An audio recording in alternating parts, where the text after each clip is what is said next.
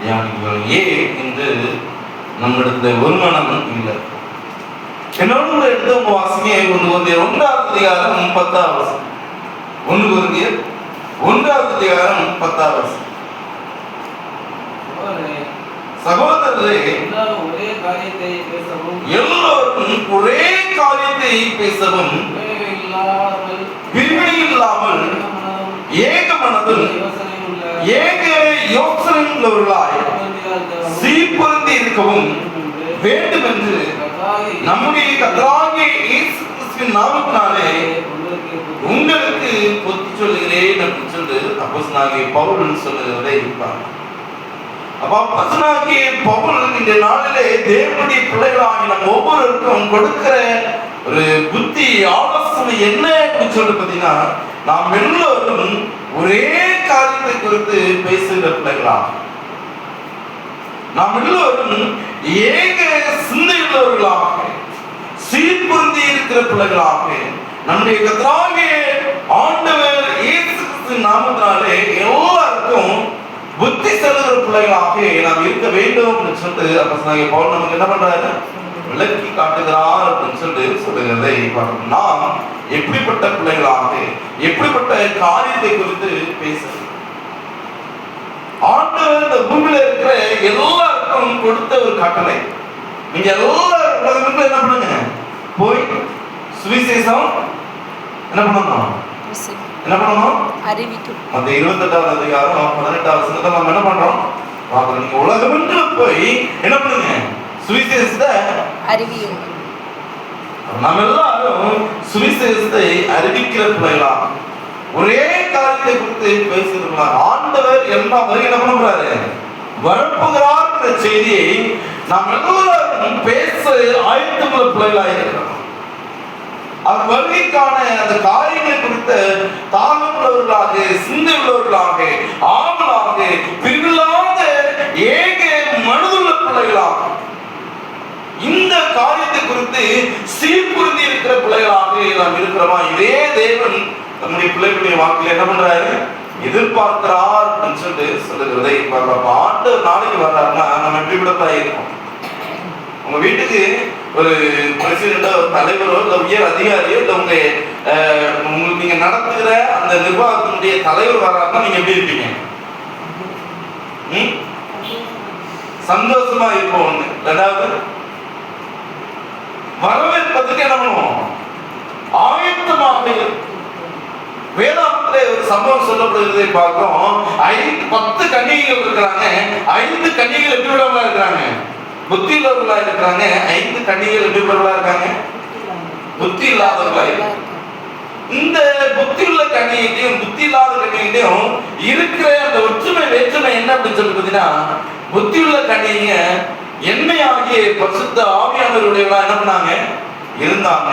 ஆனா புத்தியற்ற கன்னிகைகிட்ட என்ன இல்ல, என்ன இல்ல, என்ன என்று சொல்லப்படுகிற ஆவியானவர் அவருக்குள்ள என்ன பண்ணல இல்லைன்னு சொல்லி சொல்லுகிறதை பார்க்கணும். நாம் எப்படிப்பட்ட பிள்ளைகளை, ஆண்டவர் அவருடைய வருகைக்காக சீர்பொருந்தி காத்திருக்கிற பிள்ளைகளாக அவருடைய வருகை குறித்ததான செய்தியை எல்லோருக்கும் அறிவிக்கும்படியாக அந்த ஆயத்தத்தோடு ஆண்டவருடைய நாளில் ஒரே சிந்தையுள்ள பிள்ளைகளாக நம்ம என்ன பண்ணி இருக்கிறார்கள்.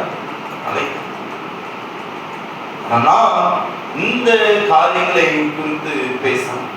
ஆனா சொல்றாரு, உங்களுடைய நடுக்கையிலும் உங்களுடைய படுக்கையிலும் எல்லா காரியத்திலும் இதே குறித்து நீங்க என்ன பண்ணுங்க, தியானித்து கொண்டு இருங்க சொல்லுகிறதை பார்க்கிறோம். நாம் எல்லா நேரங்களிலும் தருணங்களும் எதை குறித்து தியானித்து கொண்டு இருக்கிற பிள்ளைகளாய், ஏன் இந்த நாளுக்கிடத்துல உள்ள பிள்ளைகளிடத்துல ஒற்றுமை இல்லை அப்படின்னு சொல்லி பாத்தீங்கன்னா, ஒவ்வொருத்தரும் எப்படிப்பட்டவர்களா இருக்கிறாங்க சொல்லி வேதவசனம் சொல்லுது அப்படின்னு சொல்லி பாத்தீங்கன்னா, என்னோட கூட எடுத்த வாசிங்க லூக்கா 9:46.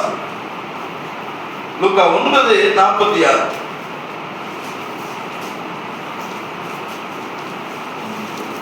லூக்கா 9:46. தங்களில் எவன் பெரியவனாய் இருப்பான் என்கிறதை வாக்குவாதம் அவர்களுக்குள்ளே உண்டாயிற்று அப்படின்னு சொல்லிட்டு சொல்லுகிறதை இந்த நாட்டிலே நாம் தியானிக்கிற ஒரு காரியம். உலகத்துல இருக்கிற எல்லா இடத்துலயுமே இங்க இருக்கிறதா யார் தெரியும்? நம்மளுக்கு அந்த காரியங்கள் என்ன பண்ணப்படுது? காரணம் எப்படிதானே வீட்டை எடுத்துட்டோம்னா நான் தான் முத்தவன், என்னோட எல்லா உரிமையும் யாருக்குதான்?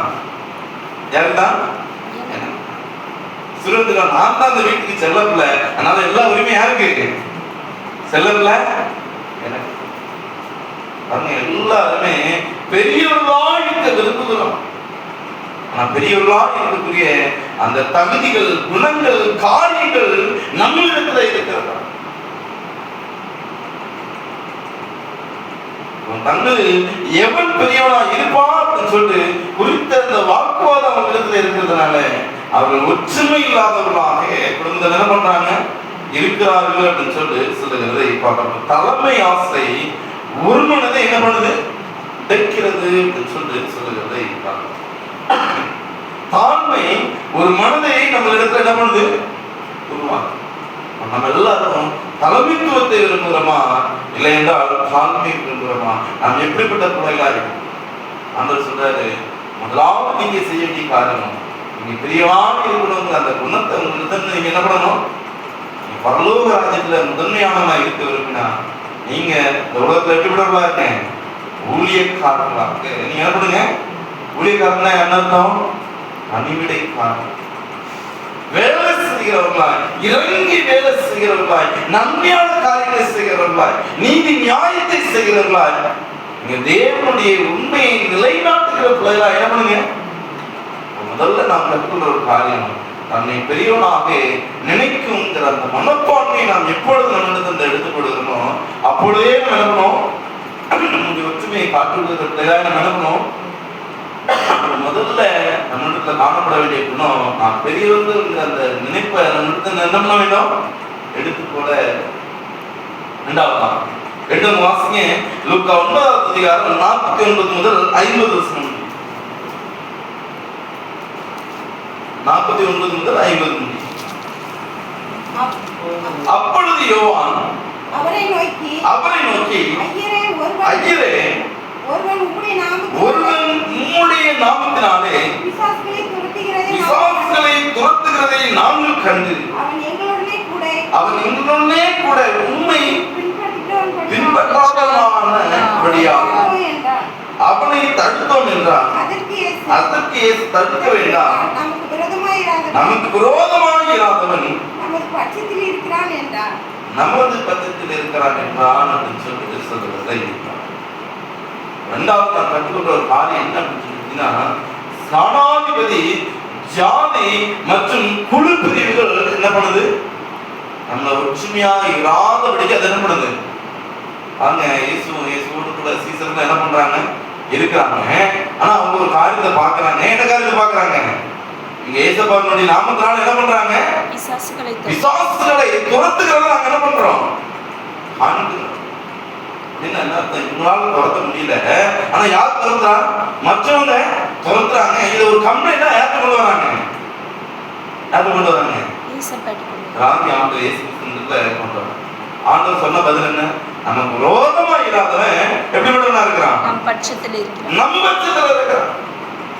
அவனை நிந்திக்கல, அவனை தூசரப்படுத்தல, அவனை காயப்படுத்தல, அவனுக்கு விரோதமா எந்த ஒரு காரியத்தை என்ன பண்ணல, செய்யல.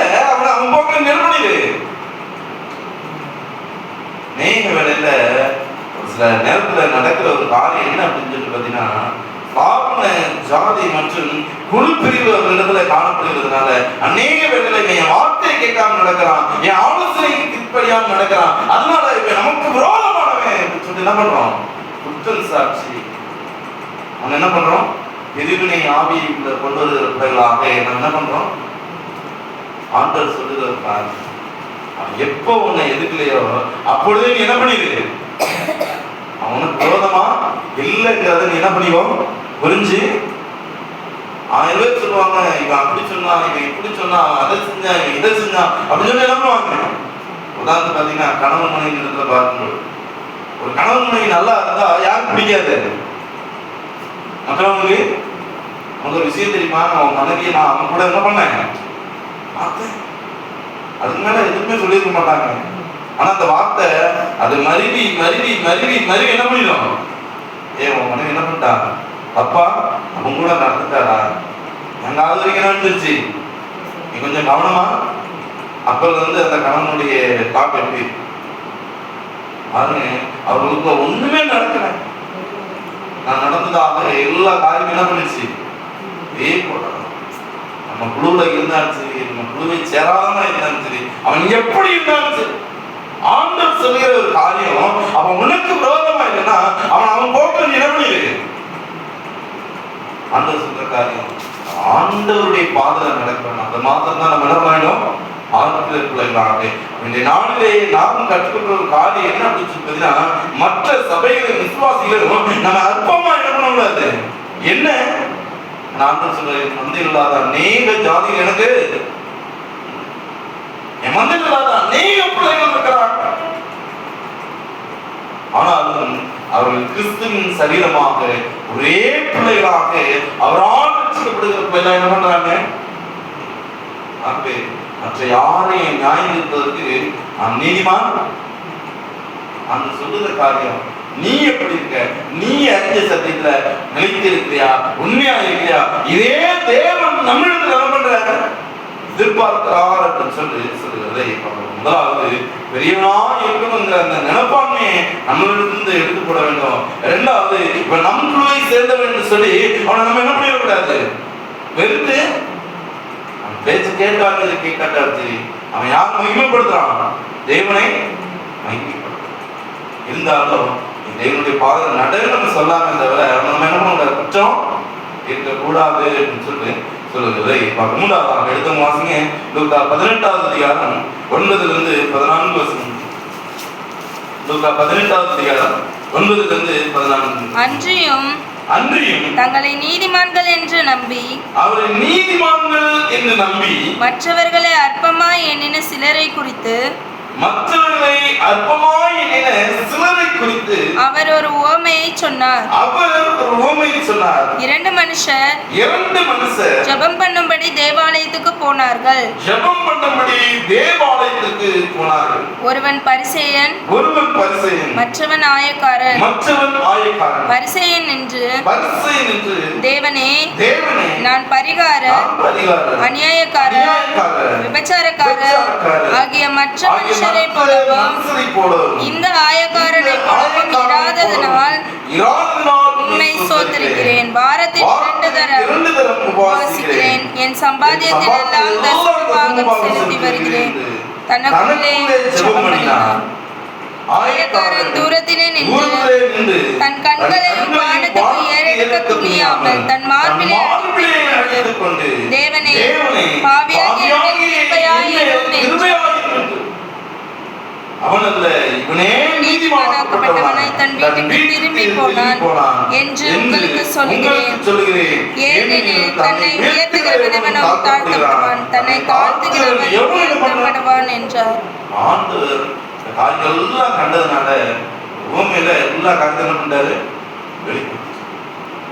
ஒருவன் பரிசு நம்ம எப்படி இருக்கலாம், நீதிமான் தன்னை என்ன பண்றான், வெளிப்படுத்தி காட்டிக் கொண்டிருக்கிறான். தேவனுடைய வார்த்தை பிரகாரம் நடக்கிறான்.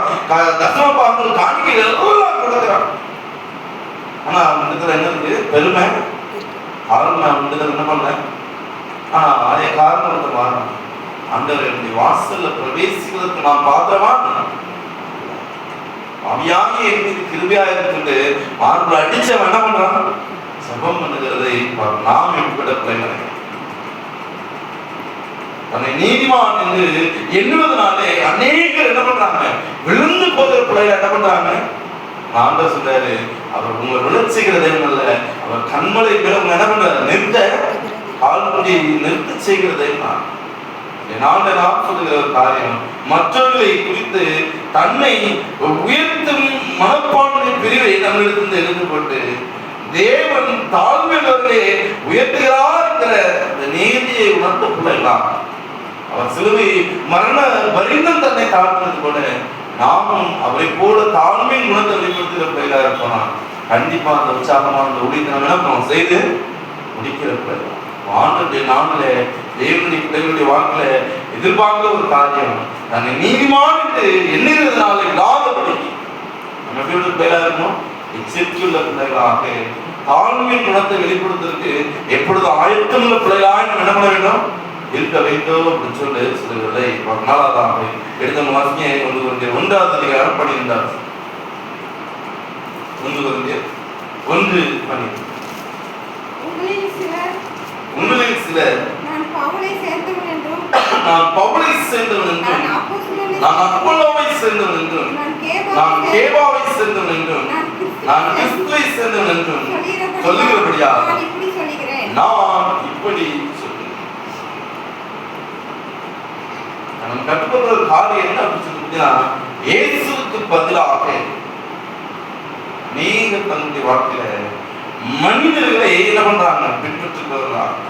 பாருங்க, இயேசுபாவும் இருக்கிறாங்க, அப்போலோவும் இருக்கிறாங்க, இன்னும் யாரெல்லாம் இருக்கிறாங்க, கேபாவை சேர்ந்தவன் என்ன பண்றாங்க, ஒவ்வொருத்தரும் உயர்த்தி பிடிக்கிறவர்களா இருக்கிறாங்க. நம்ம அறிந்து கொள்ள வேண்டிய காரியம், நான் கிறிஸ்துவே நம்ம உயர்த்தி பிடிக்கிற பிள்ளைகளாக இருக்கு. நான் பவுலை சேர்ந்தவனா இல்லை நான் அப்போஸ்தலனை சேர்ந்தவனா, போதனை அல்ல, கிறிஸ்துவை பின்பற்றுகிற பிள்ளைகளாக, கிறிஸ்துவை நம் ஒற்றுமையின் மையமாக என்ன பண்ண வேண்டும். நேற்று வேலையில நிறைய திருச்சபையில நம்ம பேர் பார்க்கணும். மாஸ்டர் சொல்ல கட்டாம அப்படியே நம்புவாங்க. வேதம் என்ன சொல்லுது அப்படிங்கிறத நம்ப மாட்டாங்க. வேதம் என்ன சொல்றோம் அதுதான் எனக்கு முன்னுரிமை கொடுக்கிற பிள்ளைகளா அந்த சொல்றாரு. வேதத்தை ஆராய்ந்து பார்க்கிறீர்களா, உங்களுக்கு நித்திய ஜீவன் என்று எண்ணுகிறீர்களேன், என்னை குறித்து சாட்சி கொடுக்கிறீர்களோ. வேதத்துக்கு நம்ம முன்னுரிமை கொடுக்கும் போதுதான் உண்மையான ஆண்டவரை நம்ம என்ன பண்ண முடியும், அறிந்து கொள்கிற பிள்ளைகளாக, அவருடைய குணங்களை வளர்கிற பிள்ளைகளாக, அவரை குறித்த ஞானத்தில் அறிவிலும் உயர்கிற பிள்ளைகளாக. ஆண்டவர் முதல்ல சொல்லுகிற காரியம், கர்த்தருக்கு முன்பாக அன்னைக்கான தாழ்த்து எவன் என்ன பண்ணுவான். நான் எப்பொழுது தேவனுடைய சித்தத்துக்கு நம்ம ஒப்புக்கொடு, நான் அப்போத்தனை சேர்ந்தவன் அல்ல, நான் பேதுருவை சேர்ந்தவன் அல்ல, நான் கிரேபாவை சேர்ந்தவன் அல்ல, நான் கிறிஸ்துவை சேர்ந்தவன் என்று சொல்லி அவருடைய குணத்தை நான் என்னுடைய வாழ்க்கை என்ன பண்றேன், வாழ்ந்து வாழ்க்கை நல்ல தீர்மானம் எடுக்கிற பிள்ளையாக இருப்போமோ, அப்பொழுதுதான் நான் பெரியவங்க அந்த குணம் நம்மளுக்கு என்ன பண்ணாது இருக்காது. ஏன்னா என்னிலும் அதனாலதான் சங்கீதக்காரர் உலகத்தில் இருக்கிறவங்களும் எனக்கு இருக்கிறவ பெரிய அவருடைய குணத்தினால என்ன பண்றேன். என்னைக்கு நம்மளை பெரியவன் நினைக்கிறோமோ அன்னைக்கு நம்ம என்ன பண்ணிடுவோம், வீழ்ந்து போயிடும். நம்மளுடைய குணத்தை நாம் அறிந்து கொள்ள வேண்டிய காரியம், முதல்ல தன்னை பெரியவனாக நினைக்கிற மனப்பான்மையை எடுத்துக்கணும். குழுவினை சேர்ந்தவன் குழுவை சேராதவன் அப்படின்னு சொல்லுகிற அந்த மனப்பான்மை நம்மளிடத்துல எடுத்து போட்டு தன்னை நீதிமான் என்று எண்ணுகிறதுனால விழுந்து போய்விடாதபடிக்கு நான் பாவியாக இருக்கிறேன், ஆண்டவர் என்னையும் நேசிக்கிறார் என்று சொல்லி கனமான உதயத்தை செய்யும்படியாக தாழ்மையின் குணத்தை வெளிப்படுத்தி கேட்டு யார் தேவனுடைய சித்தத்தை செய்கிறார்களோ அவர்களிடத்திலே தேவன் அளவிலா வல்லமையான காரியங்களை கிரியில என்ன பண்றாரு செய்திருக்கிறார். அவர்களே ஒற்றுமையுள்ள பிள்ளைகளா என்ன பண்றாங்க அந்த உலகத்துல இருக்கிறாங்க. கடைசி எடுத்த வாசிங்க சங்கீதம் 133 சொல்லுது, சகோதரர் ஒருமித்து வாசம் எத்தனை நன்மையும் இன்பமாய் சகோதர சகோதரிகளாக கிறிஸ்துவின் அவைகளாக சரீரங்களாக நாம் என்ன பண்றோம் இருக்கிறோம். நாம் எப்படி விடவா இருக்கணும், ஒருமித்த மனதுடைய பிள்ளைகளாக, ஒரே ஏக சிந்தையுடைய பிள்ளைகளாக, கிறிஸ்துவின் குணத்தை வெளிப்படுத்துகிற பிள்ளைகளாக, கிறிஸ்துவே வெளிப்படுத்துகிற பிள்ளைகளாக நாம் என்ன பண்ண வேண்டும் இருக்க வேண்டும் அப்படின்னு சொல்லுது. 34:3 சொல்லுது, நாம் ஒருமித்து அவருடைய நாமத்தை உயர்த்துவோம். ஒன்றாய்ப்படி அவரை உயர்த்த வேண்டும் என்பதே அவருடைய சித்தம் என்ன பண்ணது இருக்குது. கடைசியாக எடுத்த வாசிங்க யோவான் 17வது அதிகாரம் 21 23 வசனம். யோவான் 17வது அதிகாரம், யோவான் 17வது அதிகாரம் 21 23 வசனம்.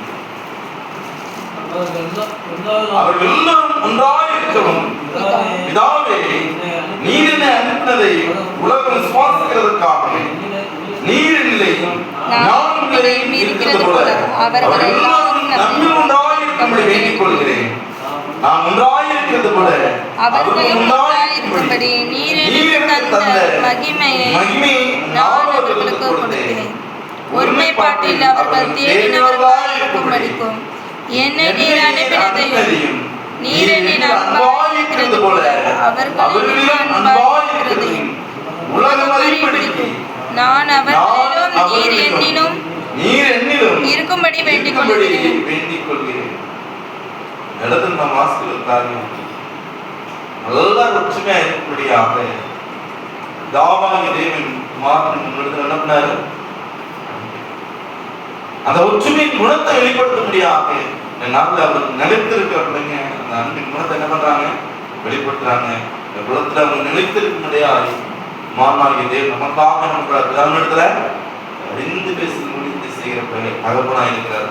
நாம் எப்படிப்பட்ட பிள்ளைகளாய் இன்னும் இயேசு கிறிஸ்து நமக்காக பகிர்ந்து பேசுகிறார்.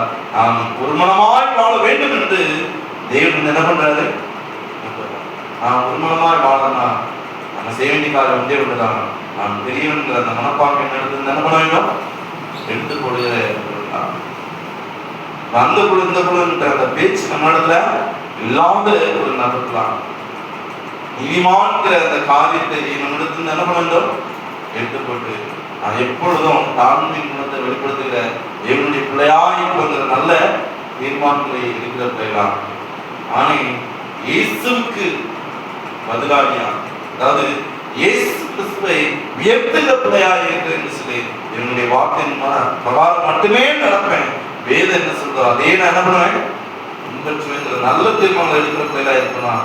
சங்கீதக்காரன் தாவீது சொல்வது போல நம்ம எல்லாரும் கிறிஸ்துவுக்கு ஒருமனப்பட்ட ஆவியுடைய பிள்ளைகளாம். அந்த ஆவினாலே நடத்தப்படுகிற பிள்ளைகளாம். அந்த ஆவினால யார் யாரெல்லாம் நடத்தப்படுறார்களோ அவர் எல்லாரும் எப்படிப்பட்டதா இருப்பாங்க? கிறிஸ்துவுக்குள் ஒற்றுமையில இருந்தாங்க. தெய்வ பிரமாணத்தை நம்முடைய வாழ்க்கையில நிறைவேற்றுகிற பிள்ளைகளா என்ன பண்ணுவாங்க? காணப்படுவாங்க. அப்படிப்பட்ட அன்பின் பிள்ளைகளாக அவருடைய அன்பின் கனிகளை கொடுக்கிற பிள்ளைகளாக கிறிஸ்துவுக்குள் நிலைத்திருப்போம். ஒற்றுமை நிலைப்படுத்தும் நல்ல தீர்மானத்தோடு தேவனுடைய கருத்தை நம்ம ஒப்பு கொடுக்கிற பிள்ளைகளாக நாம் காணப்போம். அதுதான் நம்ம ஒவ்வொருவரையும் ஆசீர்வதித்து பரம ஞானத்தினாலே நம்முடைய நிற்போராக.